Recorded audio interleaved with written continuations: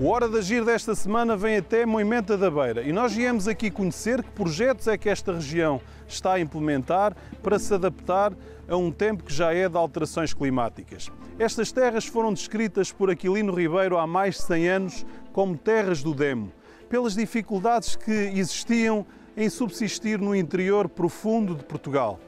Essas dificuldades ajudaram a forjar o caráter destas gentes, destas pessoas que aqui viveram e que deixaram raízes, porque aqui continua a viver gente valente e determinada, agora em lidar com um clima que já mudou. A produção de maçã é dos setores mais importantes da atividade económica e tem sido fortemente afetada por estes eventos extremos da crise climática. Tempestades de granizo têm destruído em alguns anos mais de 80% da produção, mas os fruticultores e as autoridades locais arregaçaram as mangas com novos projetos, novas soluções para defender os pomares destes eventos extremos. Esta Hora de Agir é também a hora da adaptação e nós viemos aqui conhecer mais um exemplo e convidamos-o a si, aí em casa, a vir conhecer connosco. O vertiginoso crescimento da concentração de gases com efeito de estufa na atmosfera, provocado pelo despejo do lixo gasoso na nossa civilização industrial, está a provocar a cada ano que sejam batidos novos recordes de temperatura. Uma energia térmica adicional no sistema terrestre que está a levar o sistema climático à ruptura e que se manifesta através de eventos extremos cada vez mais frequentes e intensos.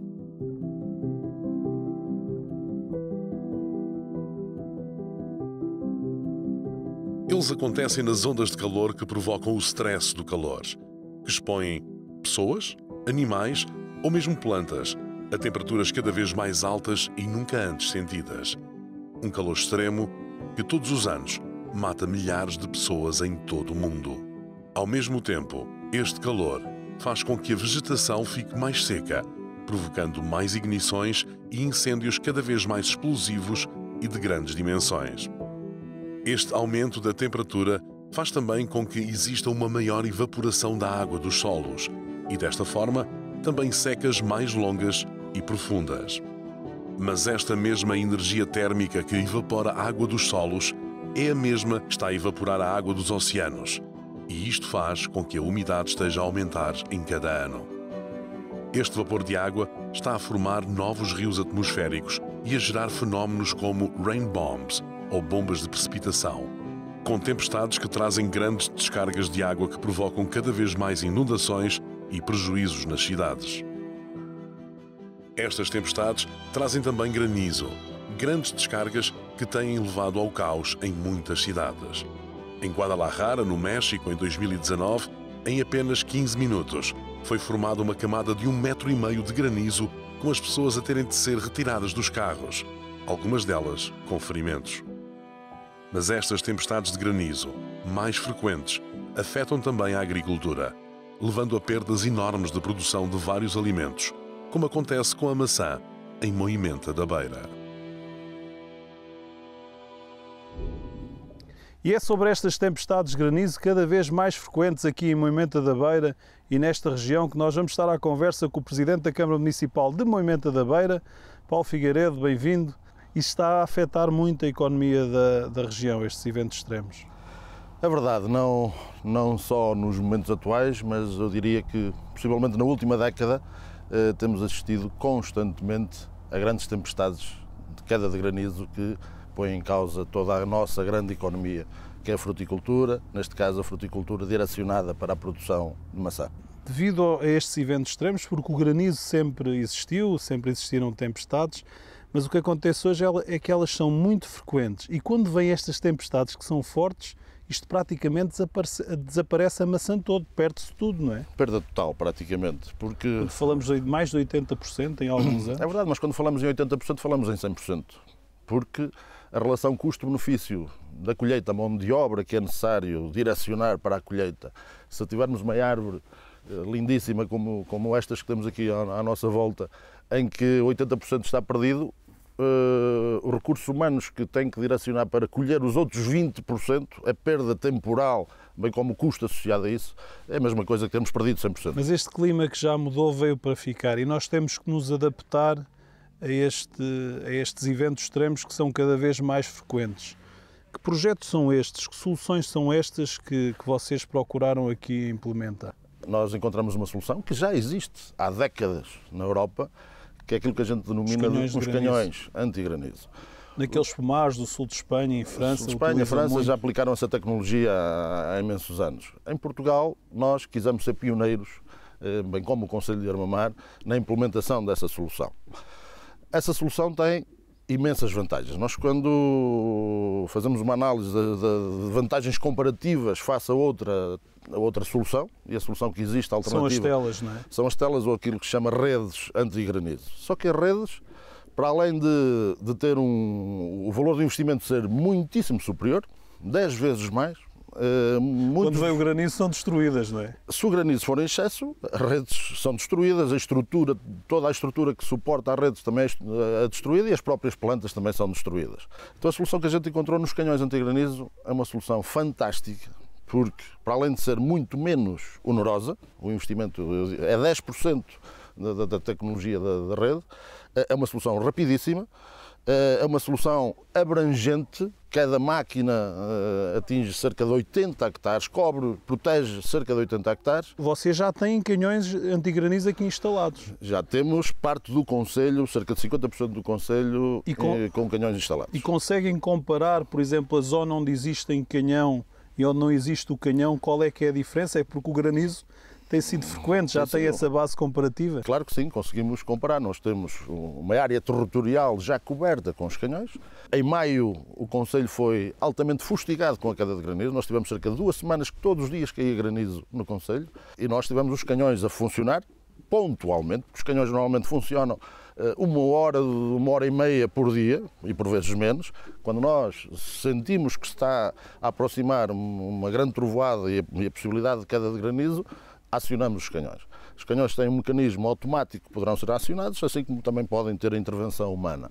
E é bem visível, nós temos realidades aqui no Conselho em que, em maio, onde os canhões conseguiram abranger a sua área de atuação, felizmente a nossa produção está salvaguardada e está protegida. Se a solução é tão eficaz e isso é tão óbvio, não é? Porque ela de facto é mais barata, é mais eficaz, tem uma série de vantagens. Que outros impactos, nomeadamente impactos ambientais, esta solução tem? É o barulho que os canhões fazem? Qual é que é a reserva que existe ainda da parte de algumas pessoas? Eu diria que é o ponto fraco desta solução. O ponto fraco é mesmo a questão das ondas sonoras que a tecnologia emite. Mas a própria tempestade também traz ruído. Também, não é? obviamente, traz ruído, também incomoda. E é como eu digo, imaginamos que durante um ano, se a solução trabalhou 6, 10 horas, porque estamos a falar de situações muito pontuais, não é? Não vem mal nenhum ao mundo por isso. E nós fomos ouvir também os fruticultores da região. Este ano temos um bom ano até bem, porque temos aí os canhões. No sítio onde não há os canhões está tudo, rompeu tudo a tabuada. Este ano aqui foi com uma intensidade muito forte. Tivemos aqui, eu basicamente estava a chegar a casa, foi para aí 1 hora a cair com intensidade.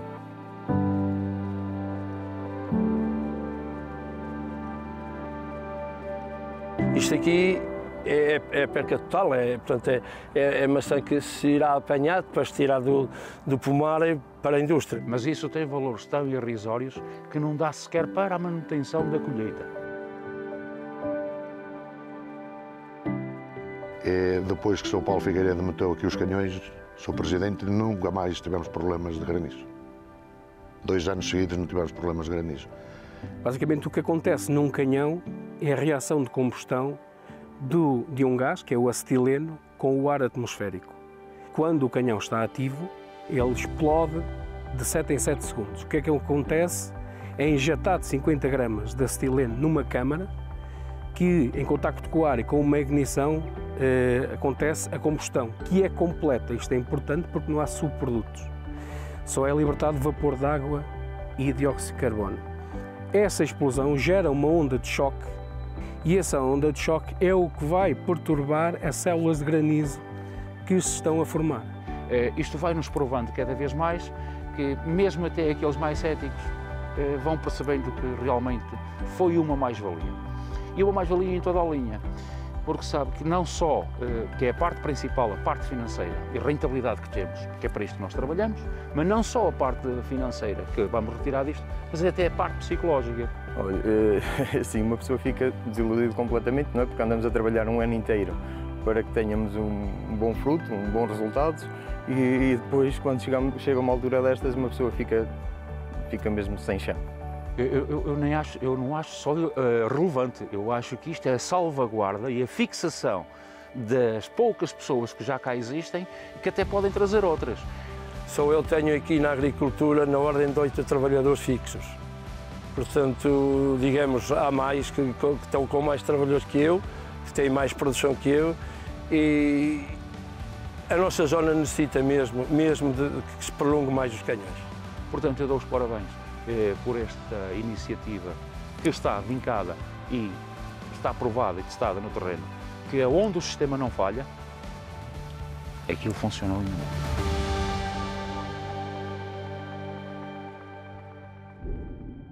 Paulo Figueiredo, uma das questões aqui tem a ver com os seguros de produção. Eles não cobrem estas perdas que os agricultores estão a enfrentar?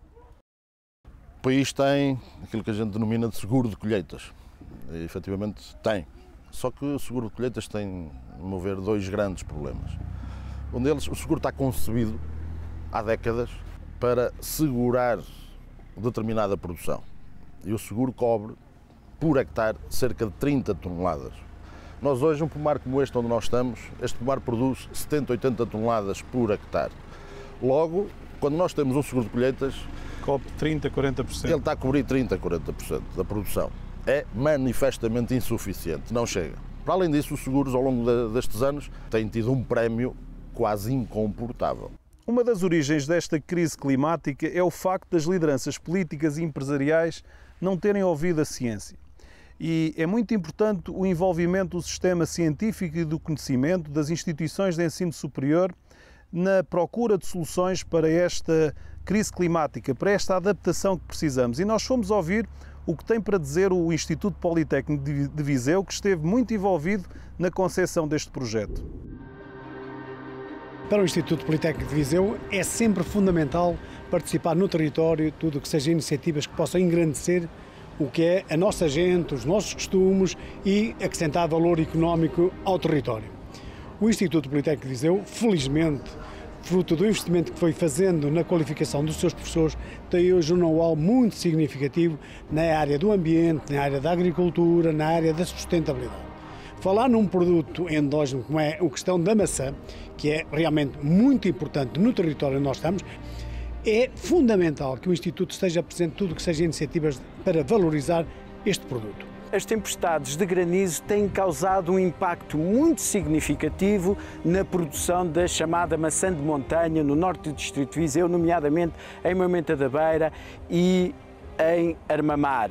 E de facto temos de agir com soluções sustentáveis, com soluções tecnológicas ao fim e ao cabo. E aí cabem os canhões antigranizo. Os canhões antigranizo são mais económicos que muitas soluções, são autossustentáveis porque são fornecidos por energia elétrica de painéis fotovoltaicos, não exigem o compasso das plantações, como infelizmente ainda não há em muitas plantações no norte do distrito, e por isso é uma hipótese. O que os produtores têm dito, e têm dito também na nossa região, na região de Viseu, é que esta é uma técnica que está a dar resultados.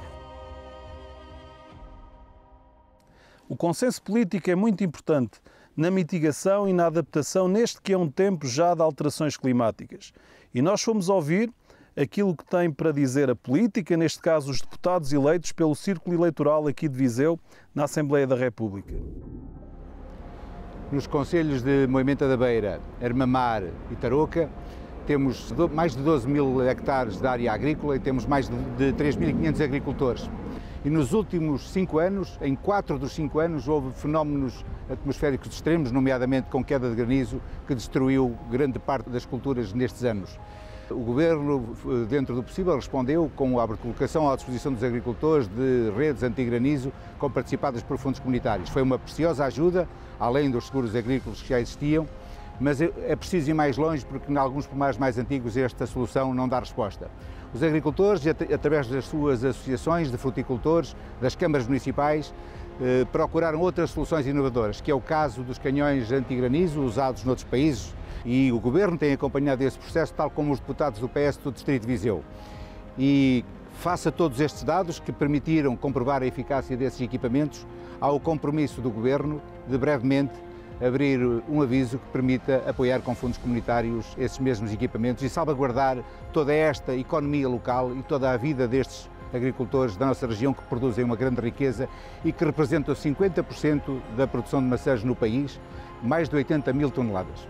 Eu estive muito envolvido na redação da Lei de Bases do Clima e portanto, tenho mantido uma tendência de neutralidade tecnológica grande, ou seja, nós às vezes apostamos muito numa tecnologia e temos que saber que a tecnologia evolui muito mais rápido do que a política e até do que a agricultura e, portanto, com esta neutralidade toda e com esta cautela, nós uma coisa não podemos negar, e os agricultores percebem mais da poda do que eu, como costumamos dizer, e não podemos negar que a instalação desta tecnologia vai ter impactos imediatos. E, portanto, nós devemos avançar para isso, mas podemos também avançar para mais. Nós precisamos de mais meteorologia de apoio à decisão, mais inteligência artificial, mais modelação de dados, mais tecnologia, e qualquer pessoa que queira ver o país transformado dessa maneira como eu quero, enfim, é um investimento que nós fazemos no país, nos agricultores, mas também em nós próprios.